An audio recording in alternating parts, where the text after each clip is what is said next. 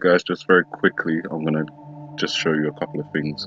I just finished watching um, one of the latest videos from JK Bug Out, and I agree with a lot of the stuff he's saying. Some of the stuff I don't, but you know, we all have our own interpretations. But just to quickly show you, if you go and watch this video, he talks about this being the I don't know the word for it either, the conductor for the electric fence, we'll say. I'm not gonna focus on that. What I am going to point out is over here. I actually believe that this is the symbol for power. If we quickly go onto Google page here, you'll see that it's like the circle with the line. I think that's actually kind of similar. It might not be exactly the way it looks, but you know, with the line up and the circle coming around, I think that actually means the power. I'm just going to close these tabs as I go along so I don't get confused. Right, back to the video. So that was the first point, and quickly move on.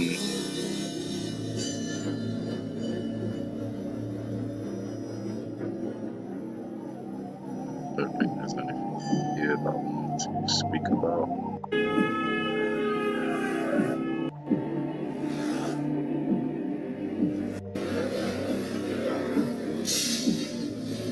Add.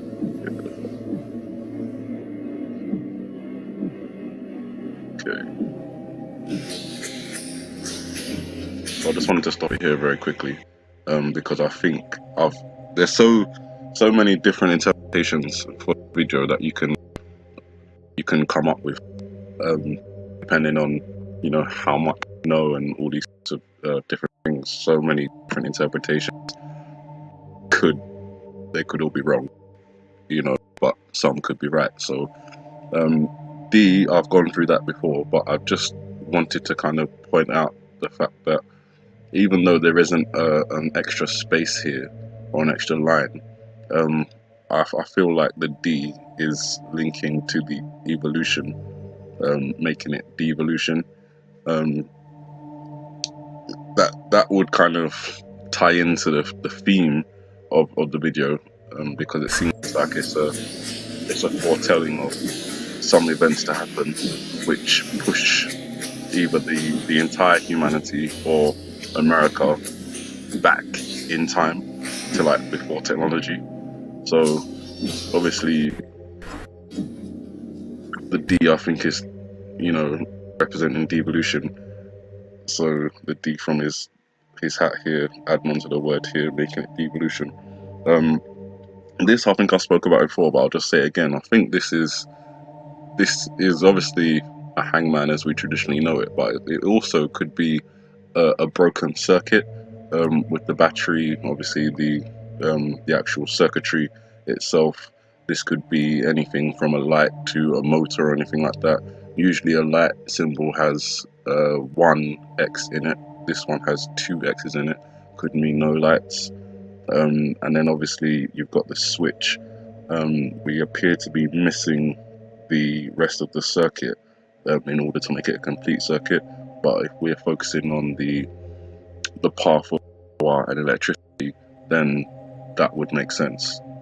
Because to me it looks like a circuit as well as a hangman. So as we know that this video has got so many layers, and I think the people, because I know it's not just one that create this video, that create this video are incredibly intelligent. If it is a coded video, then they've coded it extremely well. So these people are evil, but they're intelligent evil.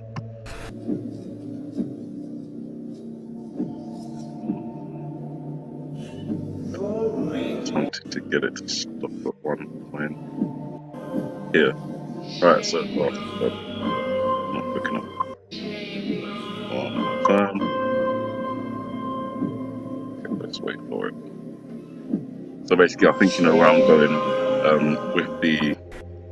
with the link between the power outside on the pet goat box container prison, then the what I believe is a double double meaning with a broken circuit here, and the hat pointing to a point in evolution, probably a thousand years ago or something, before electricity and all these kind of things. So the path of humanity, obviously, this is what they believe in: evolution from the ocean, not from some sort of fish or amphibious mammal, coming up onto land and eventually making it to this point here, which is where we believe ourselves in humanity to be.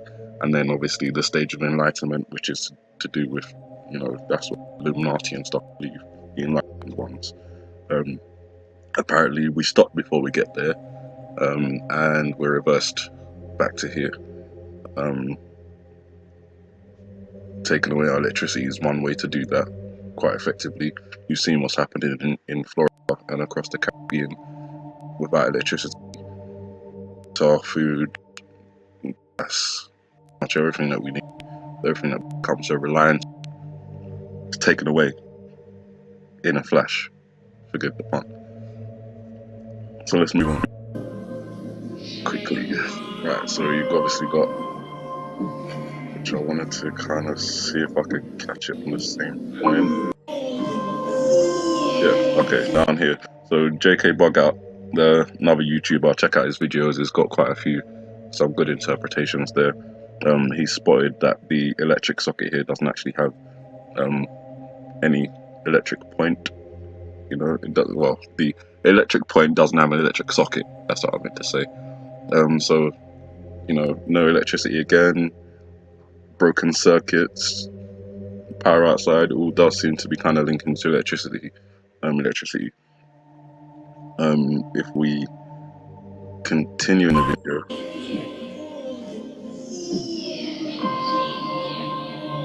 actually I need to look back. I need to see it. Alright, so here. Now this one, it's open to interpretation as it always is, but this is kind of like my interpretation here. JK has pointed out that O is the 15th letter of the alphabet, and as you'll notice, the only two letters on the board of what we can see, or on the wall of what we can see, which have tilted letters, is the O and the Z. Now, O is the 15th letter of the alphabet, and Z is the 26th letter of the alphabet, excuse me. My thoughts are all the letters in this room kind of linked together. So whether D links here to say evolution, it may not be the actual word evolution, but that's what they know that most people interpret it as. So if we have devolution taking us back to a time before electricity, where we've got no electric sockets and broken circuits, I then started looking at the letters on the board, and instead of focusing on the letters that are there, I started focusing on the letters that aren't there, which is if we are taking it as evolution or devolution, it will be the U, the I, and the O, or IOU. So I looked that up, and the I, what I want to say? Sorry, no. So that's not what I was focusing on. Forget that. Leave that alone. That was something else, which I need to look into further. What I was focusing on here, which I wanted to talk about, was the T and the N, because they appear to be 5, 6, 7, 8, 9, 10, 11, 12, yeah. So they appear to be slightly different from the other letters, not just because they're separated, but they're more pronounced in a way. You may see that. What I see is the T and the N kind of stand out over here, being alone by themselves. Either way, let me quickly carry on. So N is the 14th letter of the alphabet, and we have N, which is N is the 14th letter of the alphabet, and then we have T, which is the 20th letter of the alphabet. So my thoughts are somewhere between the 14th and the 20th of, I don't know what month. It needs to be every year in September or come to September. A lot of these series come out, and they always seem to on the same dates in September as well, September the 23rd, September the 21st. Know about all that. What I can say, that I believe that what we have here with the TNEN is between the 14th and the 20th. That may be a bit of a stretch, I don't know. But when I looked up between the 14th and the 20th, what I did get was this Russian exercise, which they do quite often. This year, it's coming up in 2017, so it's called the Zapad exercise, which also could obviously link to the Z in the video. It's slightly different, tilting in its way. I don't know. I'm not focusing on that. What I am focusing on this part is the scheduled date for the actual Zapad exercise, which is between the 14th and the 20th. Exactly the same as it is on the iPet Goat video. Whether that's talking about this particular exercise, I don't know. It's just another view that I have. If you watched any of my previous videos, there's a lot of different views that I've got, and I don't try and say this is the definite one, this is the one, this is the one this is it, because I don't know. All I can do is put out my own little thoughts on it. So let me close that because we've covered that. So on to the devolution. Now, devolution is, in one way, it's a nonsensical term for physicists and biologists, because to them there is no such thing as devolution.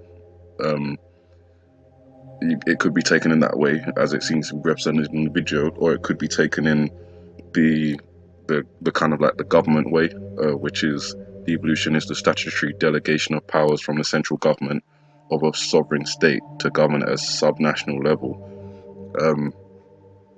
There's not many not many states that want to separate from America, but California is one. I know that New York is also a sanctuary state as well, so there's been a lot of talk in the news about these sanctuary states and how they want to get rid of them. Whether what's going to happen with that, I don't know. So that is my point on devolution. Moving on, close that one. I was then just looking up the different symbols and stuff they have in New York and in California, because I think out of all the 50 states, those are the two that are of particular worry for me. Going back to the actual, get rid of that was just musings. Going back to the actual circuit on the board. Whoops. You can see simple circuit, battery, switch, light bulb, similar to the hangman that we have on the wall, or on the chalkboard rather. Just there. So battery, light, switch, missing the rest of the connectivity on the circuit. We then have, later on in the video, we have the representation of LC on the floor. Whether that's LC or 7C or 7 or whatever it is, I've taken it as LC, and we've already covered the 12 has already been covered on the floor. Sorry, not the 12, the 15 has already been covered on the floor with the 10 and 5. Going on to LC, I started looking at, there's literally 67 pages of different interpretations for the abbreviation LC, but considering we have a lot of focus on kind of electronics power in the iPet Goat video, which is now coming to the surface. Thank you, JK. There's only four under electronics for LC, which is liquid chromatography, liquid crystal, limit cycle, and inductance capacitance. What is wrong? I can't speak. So I looked up the other three and I didn't really come up with anything. Liquid chromatography, liquid crystal, and inductance capacitance. That's it. But limit cycle was interesting. So I went on Wikipedia and I looked up limit cycle. And in mathematics, in the study of dynamical systems with two-dimensional phase space, a limit cycle is a closed trajectory in phase space having the property at least one other trajectory spirals into it. You can read the rest for yourself, but I picked up from here onto dynamical systems, and I went on there. So in mathematics, a dynamical system is a system in which a function describes the time dependence of a point in a geometrical space. Examples include the mathematical models that describe the swinging of a clock pendulum, the flow of water in a pipe, and the number of fish each springtime in a lake. I carried on reading, and I got to down here where it says the study of dynamical systems is the focus of dynamical systems theory, which has applications to a wide variety of fields such as mathematics, physics, biology, chemistry, engineering, economics, and medicine. Dynamical systems are a fundamental part of chaos theory, logistics, map dynamics, bipurification theory, the self-assembly process, and the edge of chaos concept.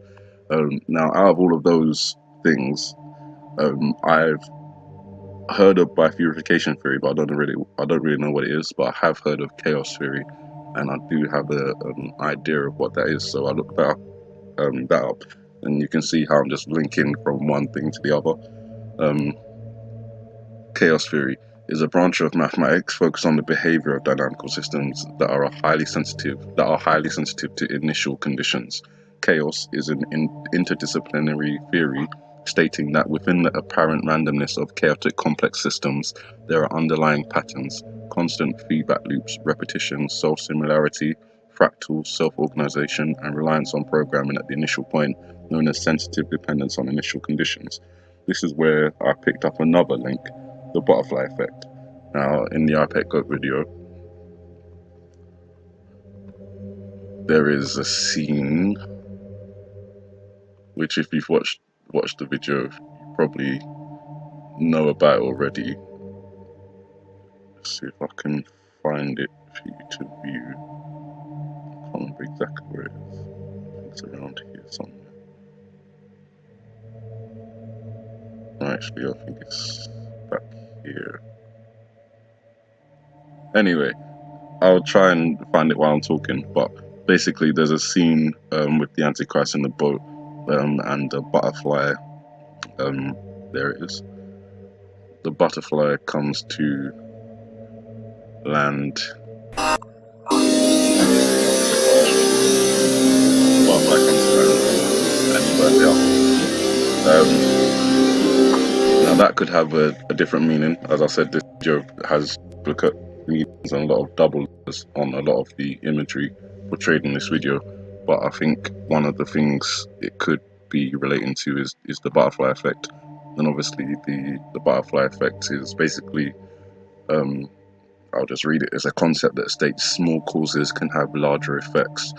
Now that relates to a statement where it actually says somewhere along here something like when a butterfly flaps its wings in Brazil, it can cause a tornado in Texas, for example.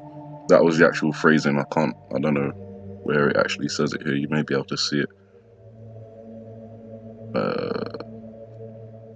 Either way, it's in there somewhere, and basically it's just that the small things can affect larger things. So the flapping of a butterfly's wings across the world can have an effect on a tornado or a hurricane on the other side of the world. Excuse me. I then obviously looked up the butterfly effect. There was another link that took me to the butterfly effect in physical systems in the weather, and it's most familiar in the terms of the weather. It can easily be demonstrated in standard weather prediction models. So it just seems to all be flowing in that kind of direction. That kind of tells you that the next video I'm gonna just show you is basically what I was talking about with the LC linking to the chaos theory, and the chaos theory linking to the butterfly effect, and the butterfly effect talking of small changes in one place can have a large effect on something in another place. So let's just watch this video very quickly. You know, they were talking about climate change yesterday, and now we're learning that scientists and researchers are looking at how to change the weather on purpose. That's right. Lasers now could one day manipulate rain and lightning. CBS This Morning contributor Michio Kaku is a physics professor at City College of New York. Professor, nice to see you. Extraordinary seeing Al Gore and Bill Clinton there together with Charlie, wasn't it? That's right, yeah. Yeah, they did not get into this discussion, No. though. But it is fascinating. I mean, lasers, really? To change the weather? That's right. Well, as Mark Twain once famously said, everyone complains about the weather, but no one ever does anything about it. Well, instead of doing a rain dance, we physicists are firing trillion-watt lasers into the sky to actually precipitate rain clouds and actually bring down lightning bolts. This is potentially a game changer. But this is experimental. It's experimental. However, in the laboratory so far it works. When you have water vapor and you have dust particles or ice crystals, you can precipitate rain. It condenses around the seeds. These seeds can also be created by laser beams. By firing trillion-watt lasers, you rip apart the electrons, creating what are called ions, and these ions act like seeds, like dust particles, bringing down rain and even lightning. Go ahead. Well, this fascinates me in part because, too, I remember reading the stories that China had used this during the Olympics, that the USSR had used this after Chernobyl to create rain clouds. I mean, did those really work then? We have some of these capabilities now? I'm going to pause it there. Notice how she didn't mention that the US also used it in the Vietnam War, but he's going to quickly correct that. Conclusive. Even in the 60s, the CIA used this to bring down monsoons during the Vietnam War to wash out the Viet Cong. Governments have been playing with this thing. See this? Alleged to. This is what I'm talking about. Realize that for decades. With the other countries that she mentioned, there was no focus on the word alleged. But as soon as it was, say, doing it, alleged, they have to emphasize the word alleged. It's crazy, man. There are people in America right now that want to see the end of the America as we know it. They don't want democracy to rule in America, and they are willing to kill millions of people to happen. Now, these governments have been alleged to have experimented with weather control, but nothing conclusive. This time we're bringing in the laws of physics rather than simply waving our hands and uttering mumbo jumbo. We're actually using trillion-watt lasers now. And in the laboratory, sure enough, they precipitate rain out of water vapor. Sure enough, you can actually bring down electricity down the beam. So what does it mean for drought areas that need to have rain for crops? And if they don't have them, there's the consequences of famine. Well, the bad news is if it's a clear blue sky, it's not going to do anything at all because it only takes water vapor that's already in the air and condenses it. However, for floods, for agriculture, farmers, for people planning wedding parties, football games, you name it, outdoor events and agriculture and flooding and even hurricanes, all of them could be subject to weather modification. Incredibly interesting, Professor Michio Kaku. Thank you so much. The high-frequency active auroral research. And obviously, that is HARP. This is the HARP facility here. It's hundreds of antennas which beam ions up into the atmosphere, creating all sorts of weather problems. However, the US military handed that over to, I believe it was a university or something, who are now operating it. But that doesn't mean that while they were there, it was a huge testing area. And I believe that they've taken whatever knowledge or technology that actually works from this site and installed it somewhere else. There is another YouTuber who's made a video on the hurricanes, Irma, Katia and Jose, and he's basically claiming that there are machines, whatever, I don't know what kind of they are, but they say it could be like similar machines up on small islands off the coast of Africa, off of the west coast of Africa. and he claims that he shows a video, and basically he claims that before the hurricanes were hurricanes, they were just an accumulation of clouds, and he points to some pretty convincing patterns within those clouds that suggest that being modified. In fact, this is the video right here. So, my friends, thanks for tuning in. In this video, 13 I'm going minutes, to so I'm not show going to play the you whole some proof that Hurricane Irma and Jose are basically man-made with this technology that I'm about to show you. We're looking at NASA Worldview. Thank you very much, NASA, for providing us with these 24-hour images of planet Earth. This is the most current, September 8th, which is today, 2017, NASA Worldview. So this is not Photoshop. I'm not making anything up. Over here, just want to show you, does this look normal to you? Basically, these are frequency weapons, so to speak, or weather modification technology off the west coast of Africa on these islands. One island is Funchal, the other one is Santa Cruz, Tenerife. And you can see, so you can see this tiny little island, and you see all these spindles coming out of it. This is not normal. So this is not natural. And it's all going in this direction where currently Hurricane Jose and Hurricane Irma are about to hit the East Coast, Florida. And over here we have more islands off the west coast of Africa over here. These are Santa Cruz Islands. And you can totally see the same kind of frequencies coming out of these islands. They're very small islands, and you can see these frequencies coming out of them because they have this technology there. And it's this technology, gonna zoom out a little bit, is creating these spindles, so to speak, right? You can totally see all of these and all of these. Now, I'm not a weather expert, but that doesn't look normal. But then Hurricane Irma and Hurricane Jose and Hurricane Katia, I don't believe were normal hurricanes. The last thing I want to point out is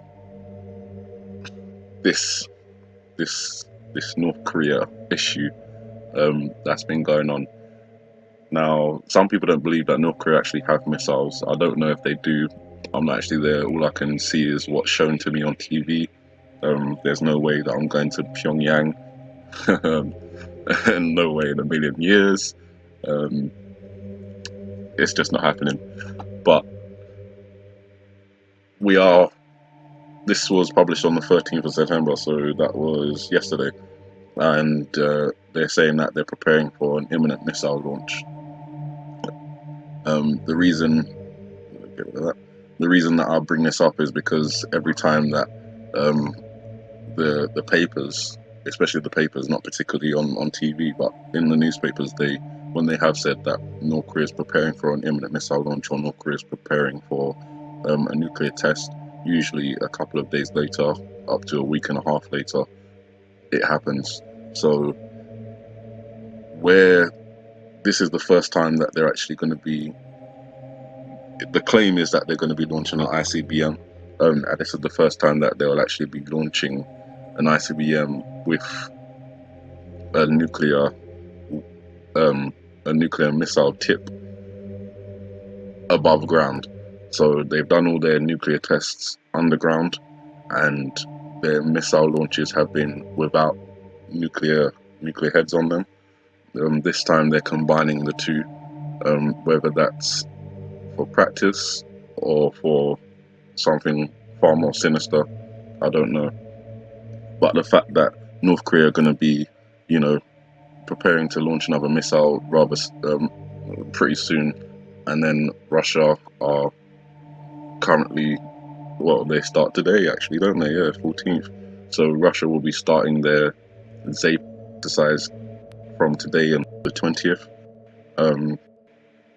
There's a lot going on right now. So again, interpretations are interpretations. They come down to what you think when you look at something. But this video, every